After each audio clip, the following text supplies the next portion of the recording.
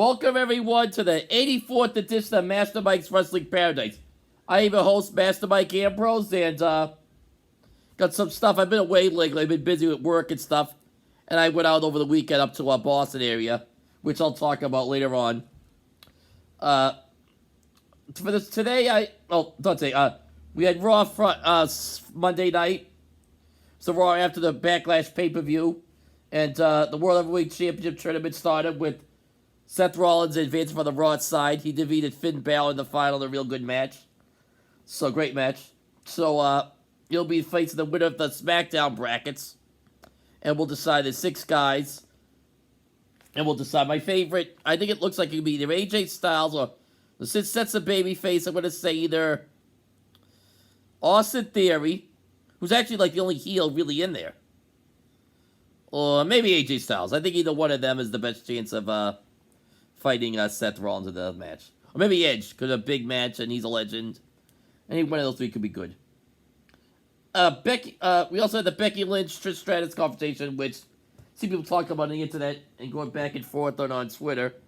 I thought it was a good segment considering that it was Trish was calling out Becky. First she teased it with the music, and then she laughed, and then all of a sudden, the music just turned up, and she was like, "I wasn't playing," and then out of nowhere, Becky Lynch turns for the back and smacks Trish in the head, and smacked her around and threw her out to the ring outside. So rumors are they're supposed to be feuding for SummerSlam. That's a few months off actually. So we'll see how they're gonna keep building that. I think it's some good one-on-one mic time confrontation. Should be interesting. Could be great. What else have?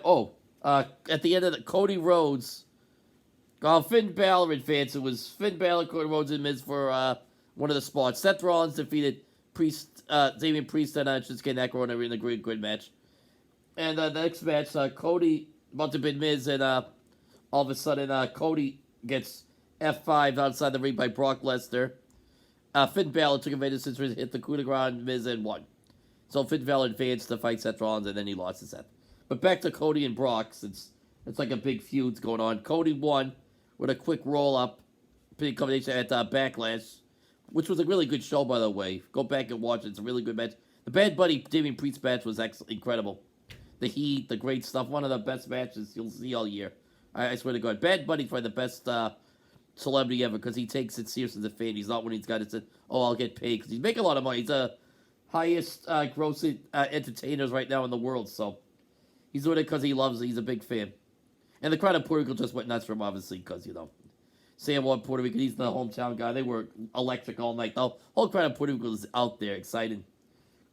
But back to that, Cody beat Brock, and Brock beat down Cody on Monday, cost him his match. And so he challenged for Night of Champions in Saudi Arabia in a couple weeks. So we'll see what happens there. I think Brock's really good. Brock was busted up because Cody actually hit him the hard way. It wasn't a plan. And obviously, Brock, he took it. And it was quite a sight to see. Because Cody, I don't think Cody's going after this world title. I think his whole thing is finish the story. Going to get the WWE title, Universal Undisputed title, which is held by Roman Reigns. And then we'll see they create the title for Raw, the World Heavyweight Championship. So that's that to look forward to. New talent debut. We had Zoe Stark defeat Nikki Cross in the match. We had Imperium against Kevin Owens and Sami Zayn. Good match. Could be great. Imperium lost. Gunther wasn't on, but he's making his debut next week, and I think he's on his honeymoon or something, so. He married a former wrestler, Ginny, who was in NXT UK, so. That's all set, so. That's that, congrats to them. And, so he'll be back, I'm assuming. He's on Monday. Because they already said Monday, Gunther will be making his debut, so. Who's gonna face? I don't know, but he's probably gonna win, just chop the hell. I'd pay to see him just chop guys for 3 hours, just chop the hell of the whole roster. And, they kicked out of the tournament, which I think is smart because you don't want to pin him in a match or have him lose. Because he hasn't lost and pinned. He hasn't lost any kind of match at all since he debuted the main roster. He's the Intercontinental title. Could break the record of the Honky Tonk, but he's like the 4th or 5th longest reigning Intercontinental champion of all time so far. So, see how that, kind of like Roman Reigns, is going to break the record. Roman Reigns hit 1,000 days pretty soon. I think. Also we had backstage a segment with Indy Hartwell, who was the NXT Women's Champion, relinquished it, and she was backstage with The Way, Johnny Gargano, Candice LeRae, and Dexter Lumis. And they're the thing, she was confronted by Chelsea Green and Sonya Deville to sign a petition to get for them to get a women's tag team title match. But afterwards, Johnny Gargano's here return. He's coming back, so which means Tommaso Ciampa, they tease, could be on his way back. And I like to see DIY come back. DIY versus Sami Zayn, Kevin Owens could be good. DIY versus anybody. You got Imperium they could fight with. Get the New Day. There's a lot of good tag teams coming up. Usos running the other side, but DIY and Usos could be a great match. Banger of a match. You got Pretty Dead. Well, they're on the other side. Pretty Deadly's on SmackDown. Braun and Brutes are on SmackDown. So, that's that. NXT. Speaking of NXT Women's Championship Tournament started. My pick to win it all. Tiffany Stratton won her opening round match against GD Dolan, and Lyra Valkyria won her opening match against Kiana James. You go on the website or on Twitter, they'll tell you the brackets. So I don't have the brackets on me, although next week it's Roxanne Perez versus JC Jane and Corey Jade versus Fallon Henley. So those will be the next parts, and see who advances. The winner of the Roxanne JC match will face Tiffany Stratton, and the winner of the Corey Jade Kiana James match will face Lyra Valkyria. Second round. Oh, he also had Ilya Dragunov into Dijak with a match. The ending match, really good, great match, really brawl with Dragunov's great, Dijak's great. Dijak gets himself out, hits Dragunov, throws Dragunov to the outside, puts Dragunov on top of these, stairs. No, he's under it. He puts the stairs on top of Dragunov, Dragunov can't get out. He steps on it, puts on his weight on it. He has him, squished in the ropes. It's on the steps. It's quite a sight to see. Tyler Bate versus Charlie Dempsey, a real good match, real technical, good stuff. Talking about good stuff. Tyler Bates is associated with Wesley, and I think you're going to see a match there with them too for the North American. It could be really good, real bangers, like you said. That could be a tremendous match right there. So, I thought they were rude that Tyler Bate was going to be called to the main roster, but I guess not right now. After I'm done with the next card, I'm going to think what I should do for next a future draft. A Bron Breakker and Trick Williams, because Bron Breakker's going to be fighting Carmelo Anthony at Lowell on the May 20 on May on May 28th. It's a Sunday night because 27th is the it's on May 27th in Lowell, the Battleground pay-per-view. Sorry about that for a second. I just had to remember something. And the NXT Women's Championship will be happening on Battleground as well. So we have Bron Breakker versus Trick Williams, and Breakker won with Tyra Recliner. Good match at all. And highlight was that Carmelo Hayes came out. Carmelo Hayes started going after Braun, hit him some shots. Goes up to up to the middle of the rope like an invert. He's gonna hit him with a middle second rope move for the middle. Excuse me.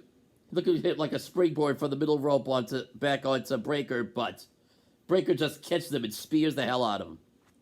He just spears the head out of nowhere. Boom. They say RKO out of nowhere when Randy Orton does it. Well, Bron Breakker did the spear out of nowhere, so that's good. Back to the draft idea. We already had the WWE draft. I think they should do an NXT only draft and just draft NXT only talent. First, you have Raw and SmackDown.